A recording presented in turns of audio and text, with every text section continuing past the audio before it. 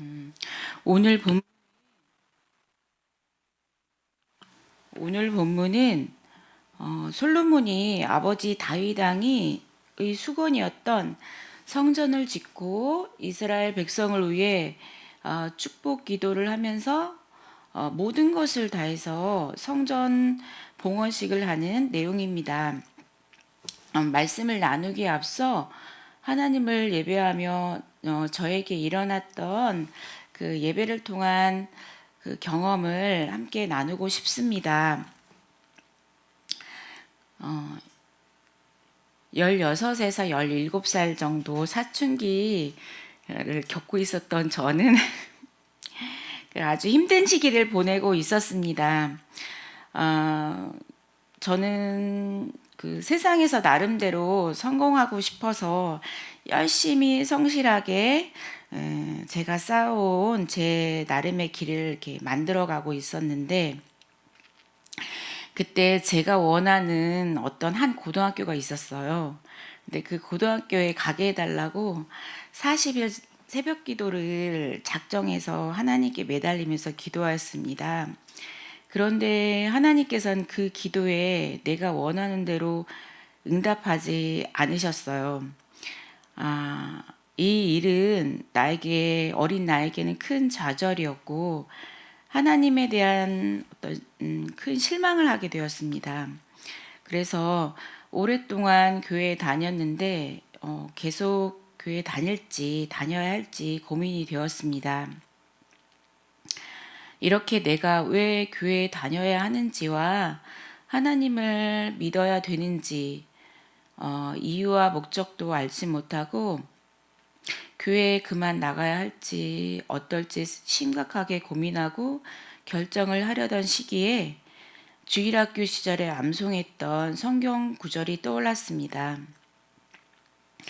모든 사람이 죄를 범하였음에 하나님의 영광에 이르지 못하더니, 로마서의 그 말씀으로 예수 그리스도의 십자가가 약 2000년 전에 이스라엘 땅에 나를 위해 십자가에 달리신 예수님이 구주이신 것이 보여지면서 십자가 사건이 이해되기 시작하였습니다.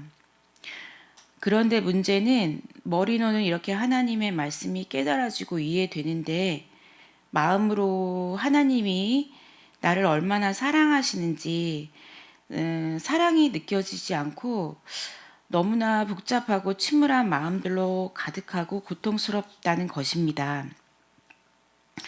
2000년 유행했던 어느 가수의 가시나무라는 노래의 가사인데요.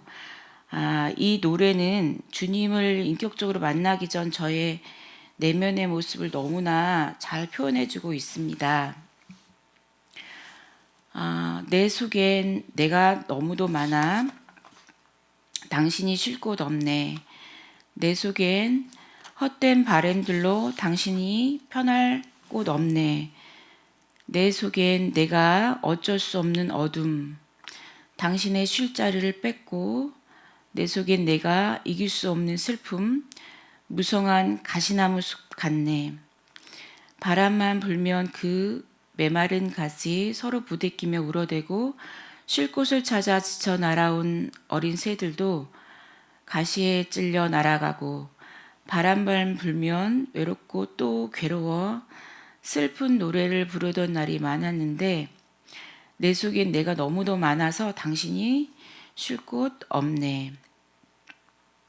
내 속에는 다른 사람들을 내 눈으로 비교하고 판단하고 평가하고 미워하는 마음들로 가득한 무성한 가시나무 숲이 되었고 내 속엔 헛된 욕심과 잘못된 기대감과 부정적 사고방식으로 내 마음속에는 나 스스로는 몰아낼 수 없는, 나로서는 도저히 어떻게 할 수 없는 슬픔과 어둠들로 가득하였습니다. 바람만 불면 다른 사람들의 무심코 던진 작은 말에도 쉽게 상처받고 소용돌이치고 그 메마른 가지들로 인해 쉽게 부러지고 사람들에게 쉽게 마음을 열지 않는 굳게 닫힌 마음 상태였습니다. 이런 나의 마음 상태였을 때 저는 교회에 함께 다니던 후배를 통해 한 교회에 인도하심을 받게 되었습니다. 그때 예배를 인도하시는 분이 지금 마음이 어렵고 하나님이 느껴지지 않아도 또 상황이 하나님을 예배하기 힘들다 하더라도 최선의 것으로 오늘 이 시간 하나님을 찬양합시다. 우리의 온 마음과 의지와 뜻을 다해 하나님을 높여드립시다라고 하며 예배로 초청하였습니다. 한 시간 내내 집중하며 온 마음과 의지를 들여 하나님을 높이며 찬양하는 시간은 저에게는 영적인 자유를 주었고 마치 영혼을 깨끗이 샤워한 듯 한 그런 느낌을 받게 되었습니다. 그 후로 그 예배 계속적으로 정기적으로 예배 자리로 계속해서 나갈 때마다 하나님께서는 어그러지고 문제투성이인 제 마음을 치유하시고 생각과 믿음을 새롭게 회복시켜 주셨습니다.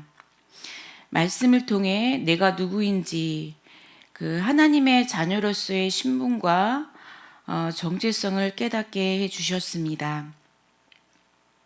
오늘의 본문을 통해 하나님의 말씀을 나누면서 우리가 하나님께 어떻게 예배자로 서야 할지에 대해서 함께 나누고 싶습니다. 이스라엘 백성을 출애굽시키신 목적이 하나님을 예배하게 하기 위해서였습니다. 마찬가지로 우리를 구원하신 목적은 우리로 하여금 하나님을 예배하는 것입니다. 예배의 자리에서 하나님께서는 우리에게 하나님을 계시하여 주시고 우리 자신이 어떤 자인지를 보여주십니다. 하나님을 만나는 거룩한 예배의 자리에서 우리는 영적으로 놀랍게 변화되며 마음이 새로워집니다. 하나님을 온전히 예배하고 찬양할 때 하나님의 말씀을 거스르는 생각을 주는 어둠들은 물러가고 하나님의 임재로 인하여 우리의 영혼은 소성케 됩니다. 본문 54절을 보면 솔로몬 왕은 무릎을 꿇고 손을 펴서 하늘을 향하여 앞서서 8장 22절에서 53절까지의 말씀으로 하나님께 기도를 드립니다.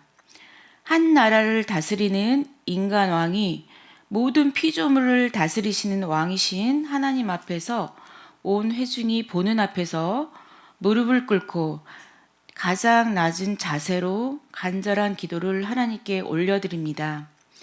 또한 솔로몬 왕은 모든 소망이 하나님께만 있음을 손을 펴서 인정합니다. 하나님께서 자신의 손을 잡아주시기를 바라며 모든 영역에서 하나님의 역사를 소망하며 하나님을 향하여 눈을 들어 하나님께 시선을 고정하고 주님께만 집중합니다. 그러고서는 55절에서 이스라엘 온 회중들을 향하여 축복합니다. 솔로몬 왕의 축복 중 첫 번째는 여호와를 찬송하라 였습니다. 찬송의 이유는 하나님께서 이스라엘 백성에게 안식을 주셨고 모세를 통해 약속하신 말씀을 모두 이루셨다는 것입니다. 이스라엘 회중에게 축복의 근원은 여호와 하나님이시며 언약을 성취하시는 분이 여호와 하나님이시기 때문입니다.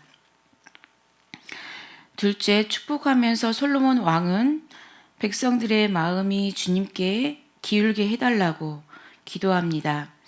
하나님만 유일하신 하나님이시며 주님의 계명과 법도를 따라 살게 해달라고 기도드립니다. 그것이 이스라엘 백성의 진정한 축복된 삶이기 때문입니다. 이스라엘 회중을 위해 축복 기도를 한 후 솔로몬 왕과 함께한 모든 회중은 하나님께 화목제를 드립니다. 63절 말씀에는 주님 앞에 드린 화목제는 소가 22,000마리, 양이 12만 마리였다고 하였습니다. 14일 동안 이러한 양의 제물을 드리는 것은 믿기지 않는 엄청난 양입니다. 하맛 어기부터 이집트 접경까지 방대한 지역에서 주님께 드리는 제사는 아낌없이 최선을 드리는 제사로 인해 회중은 기뻐하며 흐뭇한 마음으로 각자 자기 집으로 돌아갔습니다. 하나님께 나아갈 때 모든 것의 창조주가 되시고 주권자가 되신 하나님 앞에 전심으로 나가야 합니다. 가장 소중한 가치를 하나님께 드려야 합니다. 바쁜 현대의 삶은 시간이 소중합니다. 하나님의 백성으로서 우리는 시간을 가장 좋은 시간을 구별하여 하나님께 드려야 합니다. 우리에게 물질은 우리의 땀과 노고를 통해 얻은 대가이고 가장 중요한 것입니다. 가장 소중한 물질을 구별하여 하나님께 드려야 합니다. 하나님께 온전히 찬송하고 마음을 다하여 하나님을 예배할 때 우리의 삶은 하나님이 온전하시고 선하신 다스림 안에 우리는 살게 될 것입니다.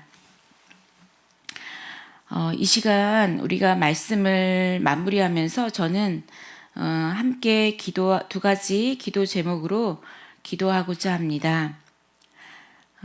첫 번째, 우리가 드리는 날마다의 예배가 하나님께 온전히 집중되고 하나님을 온전히 찬송하는 것이 되게 하소서.